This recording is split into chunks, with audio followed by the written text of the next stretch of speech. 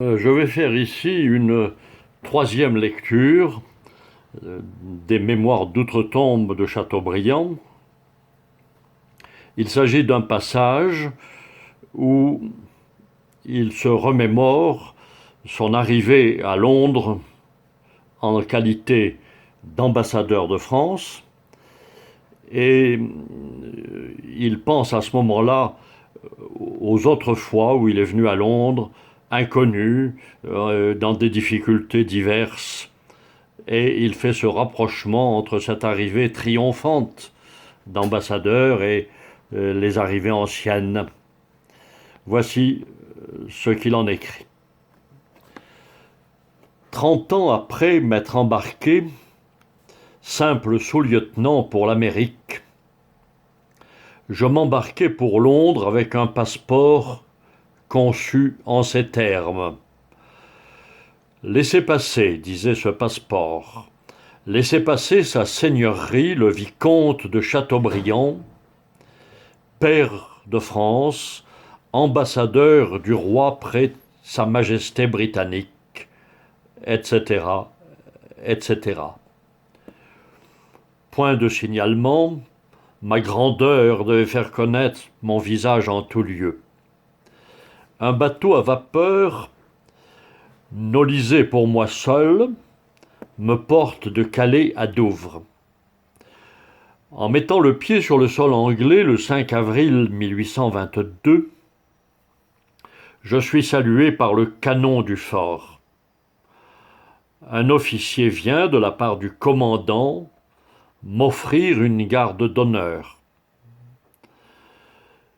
Descendu à Spirit Inn, le maître et les garçons de l'auberge me reçurent, bras pendants et tête nue. Madame la mairesse m'invite à une soirée au nom des plus belles dames de la ville. Monsieur Billing, attaché à mon ambassade, m'attendait. Un dîner d'énormes poissons et de monstrueux quartiers de bœuf restaura monsieur l'ambassadeur, qui n'a point d'appétit et qui n'était pas du tout fatigué.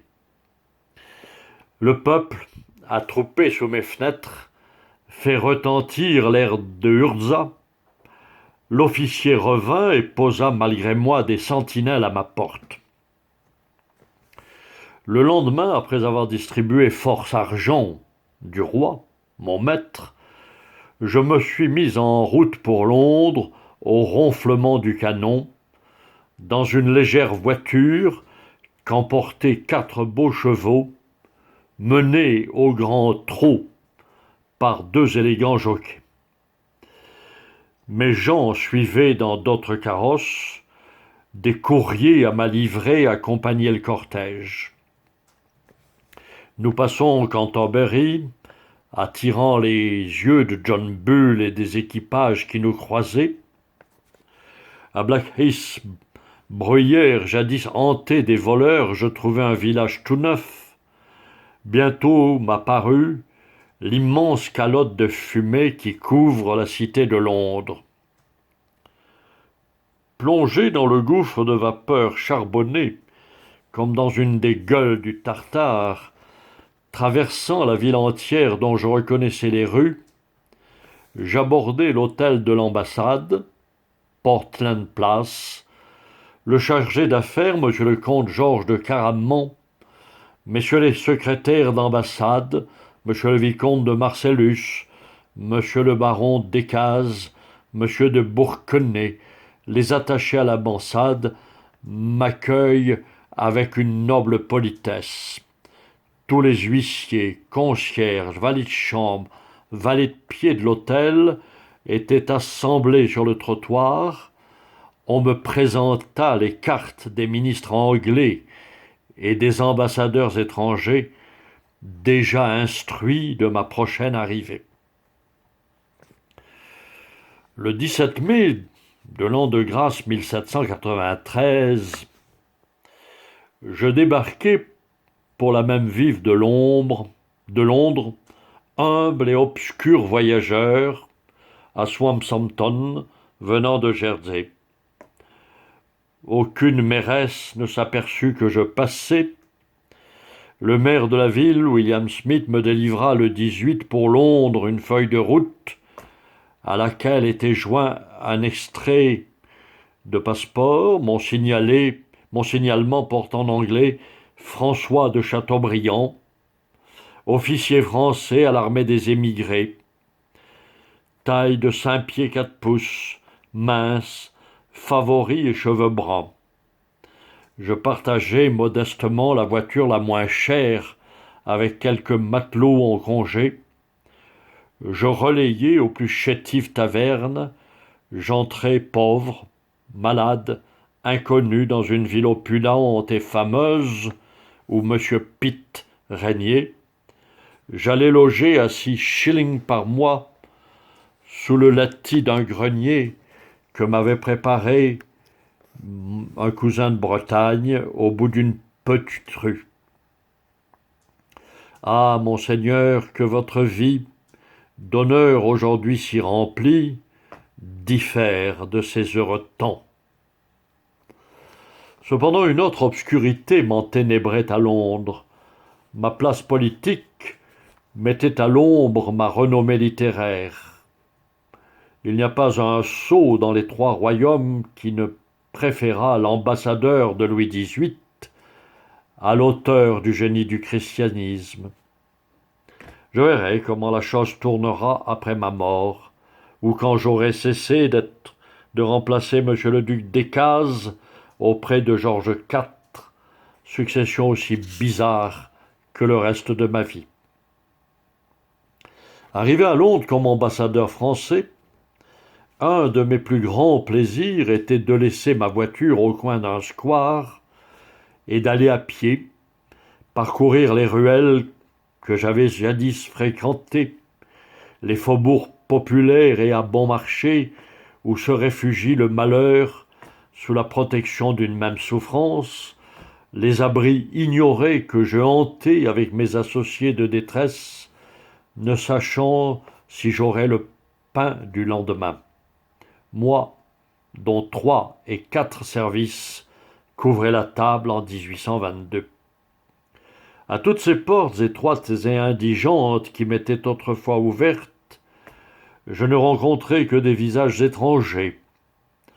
Je ne voyais plus errer mes compatriotes, reconnaissables à leurs gestes, à leur manière de marcher, à la forme et à la vétusté de leurs habits.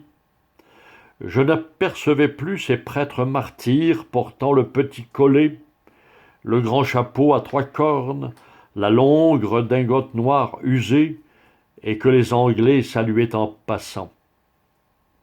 De larges rues bordées de palais avaient été percées, des ponts bâtis, des promenades plantées, Regent's Park occupé auprès de Portland Place, les anciennes prairies couvertes de troupeaux de vaches.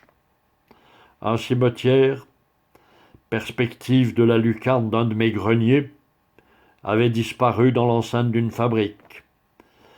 Quand je me rendais chez Lord Liverpool, j'avais de la peine à retrouver l'espace vide de l'échafaud de Charles Ier, des bâtisses nouvelles, resserrant la statue de Charles II, s'étaient avancées, avec l'oubli, sur des événements mémorables que je regrettais. Au milieu de mes insipides pompes, ce monde de tribulations et de larmes, ces temps où je mêlais mes peines à celles d'une colonie d'infortunés. Il est donc vrai que tout change, que le malheur même périt, comme la prospérité. Que sont devenus mes frères en émigration? Les uns sont morts, les autres ont subi des diverses destinées. Ils ont vu, comme moi, disparaître leurs proches et leurs amis. Ils sont moins heureux dans leur patrie qu'ils ne l'étaient sur la terre étrangère.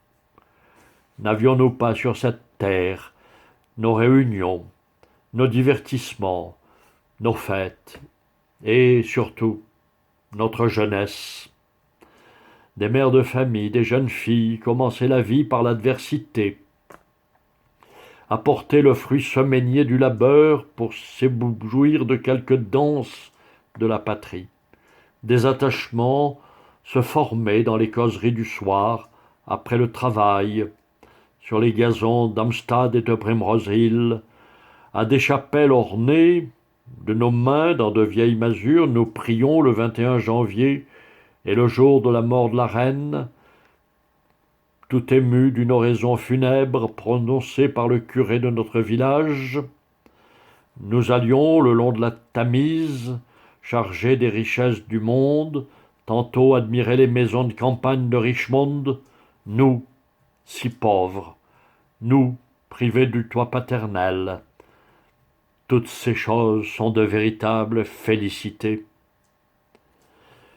Quand je rentrai en 1822, au lieu d'être reçu par mon ami, tremblotant de froid, qui m'ouvre la porte de notre grenier en me tutoyant, qui se couche sur son grabat auprès du mien, en se recouvrant de son mince habit, et ayant pour lampe le clair de lune, je passai, à la lueur des flambeaux entre deux filets de laquais, qui allaient aboutir à 5 ou 6 respectueux secrétaires, j'arrivai, tout criblé sur ma route des mots: Monseigneur, Milord, Votre Excellence, Monsieur l'Ambassadeur, à un salon tapissé d'or et de soie. Je vous en supplie, messieurs, laissez-moi. Trêve de ces milords. Que voulez-vous que je fasse de vous? Aller rire à la chancellerie comme si je n'étais pas là? Prétendez-vous me faire prendre au sérieux cette mascarade? Pensez-vous que je sois assez bête pour me croire changé de nature parce que j'ai changé d'habit? Le marquis de Londonderry va venir, dites-vous. Le duc de Wellington m'a demandé. Monsieur Canning me cherche. Lady Jersey m'attend à dîner. Miséricorde! Où me fourrer? Qui me délivrera? Qui m'arrachera à ces persécutions? Revenez, beaux jours de ma misère et de ma solitude, ressuscitez, compagnons de mon exil. Allons, vieux camarades du lit de camp et de la couche de paille, allons dans la campagne, allons dans le petit jardin d'une taverne dédaignée, boire sur un banc de bois une tasse de mauvais thé, en parlant de nos folles espérances et de notre ingrate patrie, en devisant de nos chagrins, en cherchant le moyen de nous assister les uns les autres, de secourir un de nos parents encore plus nécessiteux que nous.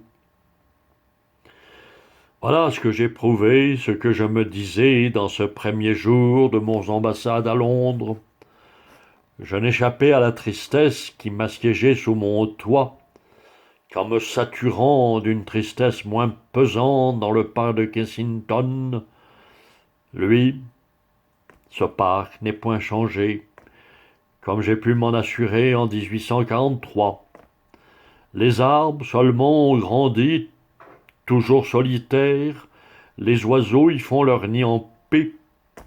Ce n'est plus la mode de se rassembler dans ce lieu, comme au temps de la plus belle des Françaises, Madame Récamier, y passait suivie de la foule.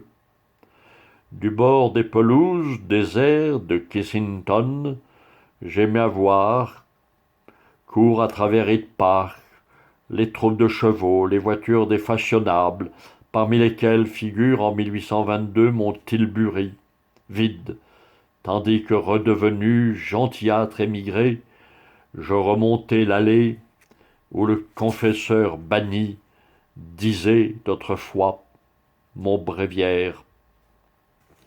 C'est dans ce parc de Kensington que j'ai médité l'essai historique, que relisant le journal de mes courses d'outre-mer, j'en ai tiré les amours d'Atala. C'est aussi dans ce parc, après avoir erré dans les campagnes, sous un ciel baissé, blondissant et comme pénétré de la clarté polaire, que je traçais au crayon les premières ébauches des passions de René. Je déposai la nuit la moisson de mes rêveries, du jour dans l'essai historique, et dans les Natchez. Les deux manuscrits marchaient de front, bien que souvent je manquasse d'argent pour en acheter le papier et que j'en assemblasse les feuillets avec des pointes arrachées au tasseau de mon grenier, faute de fil. Ces lieux de mes premières inspirations me faisaient sentir leur puissance. Ils reflétaient sur le présent la douce lumière des souvenirs. Je me sens en train de reprendre la plume. Tant d'heures sont perdues dans les ambassades. Le temps ne fait pas plus qu'à Berlin pour continuer mes mémoires, édifices que je bâtis avec des ossements et des ruines. Mes secrétaires à Londres désiraient aller le matin à des pique-niques et le soir au bal. Très volontiers. Les gens, Peter, Valentin, Lévis, allaient à leur tour au cabaret, et les femmes, Rose, Peggy, Maria, à la promenade des trottoirs, j'en étais charmé. On me laissait la clé de la porte extérieure. Monsieur l'ambassadeur était commis à la garde de sa maison. Si on frappe, il ouvrira. Tout le monde est sorti. Me voilà seul. Mettons-nous à l'œuvre. Il y a 22 ans, je viens de le dire, que j'esquissais à Londres les Natchez et Atala. J'en suis précisément dans mes mémoires à l'époque de mes voyages en Amérique. Cela se rejoint à merveille. Supprimons ces 22 ans comme ils sont en effet supprimés de ma vie, et partons pour les forêts du Nouveau Monde. Le récit de mon ambassade viendra à la date, quand il plaira à Dieu.